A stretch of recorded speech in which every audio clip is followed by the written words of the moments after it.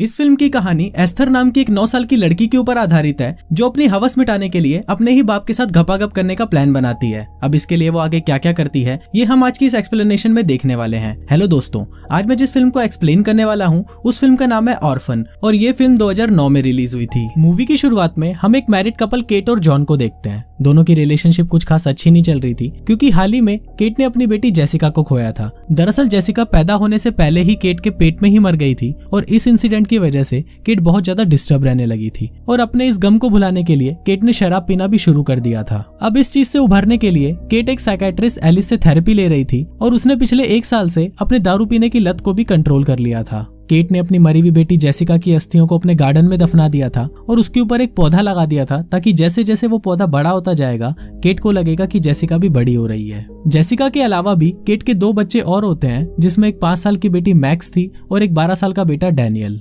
एक दिन केट और जॉन डिसाइड करते हैं कि वो जेसिका की जगह एक लड़की को अडॉप्ट करेंगे और इसके लिए वो एक अनाथ आश्रम जाते हैं और वहां पर उन दोनों की मुलाकात 9 साल की एस्थर नाम की एक लड़की से होती है। कुछ देर बातें करने के बाद उन दोनों को एस्थर इतनी ज्यादा पसंद आ जाती है कि वो एस्थर को ही अडॉप्ट करने का डिसाइड कर लेते हैं।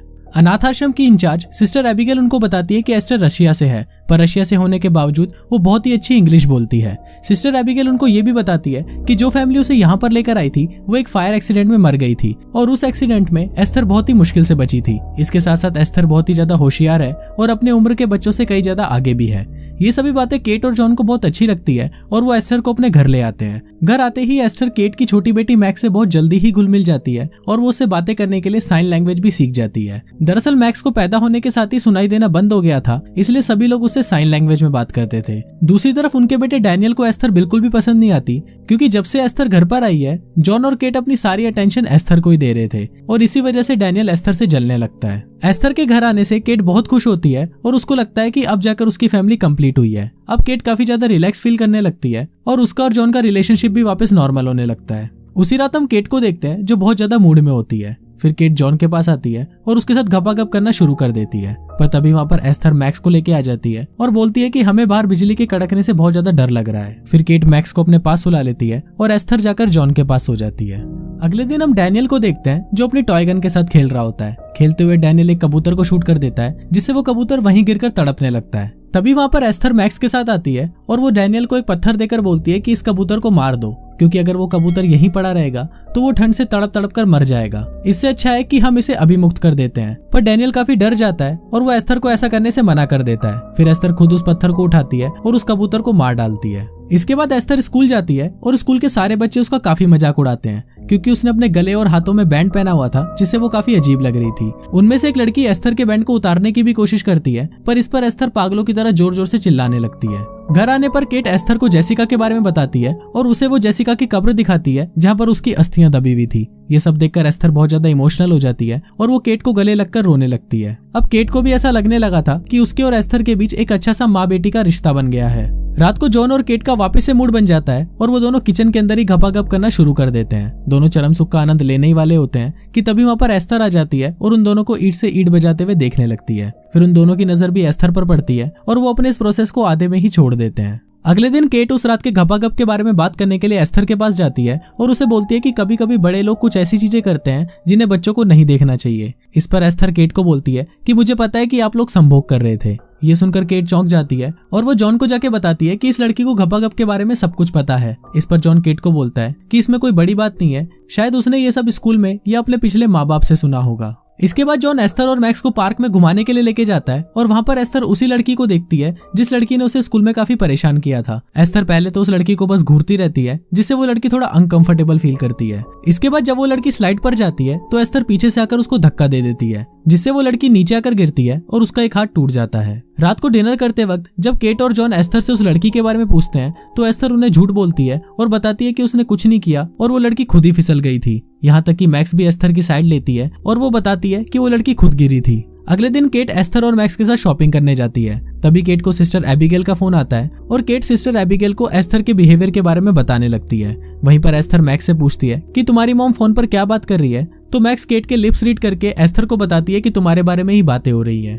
उसी शाम सिस्टर एबिगेल केट के घर पर आती है और वो केट और जॉन को बताती है कि शायद उससे कुछ गलती हो गई है, क्योंकि सिस्टर एबिगेल को भी एस्थर के पास्ट के बारे में कुछ भी नहीं पता था। फिर सिस्टर एबिगेल बताती है कि शायद एस्थर के साथ कुछ प्रॉब्लम हो सकती है, क्योंकि अनाथ आश्रम में जब भी कुछ गड़बड़ी होती थी तो उसके आसपास हमेशा एस्थर होती थी, पर उस पर कभी भी शक नहीं किया क्योंकि वो हमेशा लोगों को अपनी बातों में फंसा लेती थी। अब ये सब बातें सुनकर केट बहुत ज्यादा परेशान हो जाती है, पर वहीं पर जॉन सिस्टर एबिगेल की किसी भी बात पर विश्वास नहीं करता। दूसरी तरफ एस्टर छुपकर उन सभी की बातें सुन रही होती है और इसके बाद वो भागकर सीधा मैक्स के पास जाती है और उससे वो डैनियल की ट्री हाउस की चाबी और उसके डैड की छुपाई हुई बंदूक ले लेती है। थोड़ी देर बाद सिस्टर एबिगेल जब उनके घर से निकलती है तो वहाँ पर एस्थर भी मैक्स को अपने साथ लेकर उसके पीछे जाने लगती है। फिर एस्थर अचानक मैक्स को धक्का दे देती है और उसे सिस्टर एबिगेल के कार के आगे फेंक देती है, जिससे उनकी कार का बैलेंस बिगड़ जाता है और वो कार सीधा बर्फ में जाकर फंस जाती है। फिर सिस्टर एबिगेल मैक्स को देखने के लिए कार से बाहर आती है और जैसे ही वो मैक्स के पास जाती है तभी पीछे से एस्थर एक हथौड़ा लेकर आती है और उसे सिस्टर एबिगेल के सर पर मारकर उन्हें मार डालती है। फिर एस्थर मैक्स को लेकर ट्री हाउस में जाती है और वहाँ पर उस हथौड़े को छुपा देती है। फिर एस्थर मैक्स के साथ उस ट्री हाउस से बाहर निकलती है और वहाँ पर डैनियल उन दोनों को ट्री हाउस से बाहर आता हुआ देख लेता है। एस्थर की भी नजर डैनियल पर पड़ जाती है, पर डैनियल उसको देखकर छुप जाता है। रात को डैनियल जब सो रहा होता है तो तभी वहाँ पर एस्थर एक कटर लेकर आती है और डैनियल को धमकी देती है कि अगर तुमने किसी को कुछ भी बोला तो वो उसका छोटा चेतन काट देगी। अगले दिन जॉन और केट एस्थर को एक काउंसलर के पास लेके जाते हैं और वहाँ पर एस्थर उस काउंसलर को अपनी बातों में फंसा लेती है और ऐसा दिखाती है कि वो बहुत अच्छी लड़की है। फिर वो काउंसलर जॉन और केट को बताती है कि केट एस्थर को ज्यादा टाइम नहीं दे पा रही और इस वजह से उन दोनों के बीच में अच्छी बन नहीं रही।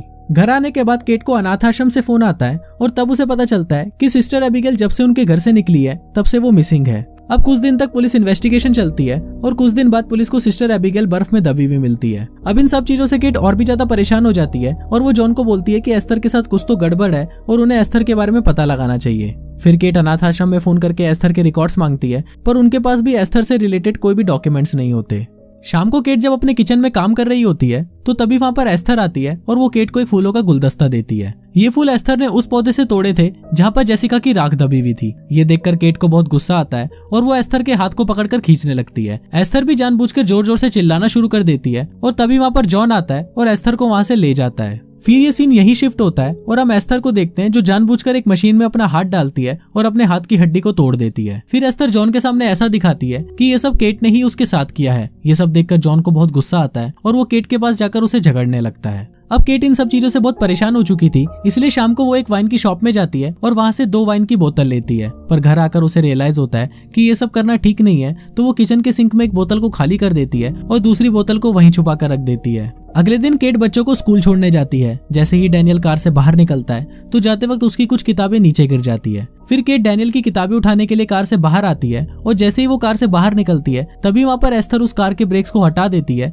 जिससे वो कार पीछे जाने लगती है। केट कार को पीछे जाता हुआ देख बहुत ज्यादा डर जाती है और वो कार के पीछे भागने लगती है, क्योंकि कार में मैक्स अभी भी बैठी हुई थी। केट कार को रोकने की बहुत कोशिश करती है पर वो कार रुकती नहीं है। लास्ट में जाकर वो कार एक बर्फ में रुक जाती है और एक बड़ा हादसा होने से टल जाता है। रात को जॉन केट की साइकेट्रिस्ट एलिस को घर पर बुलाता है और उसे बताता है कि पिछली रात केट ने वाइन पी थी और उसकी वाइन पीने की वजह से ही आज उसकी बेटी की जान जा सकती थी।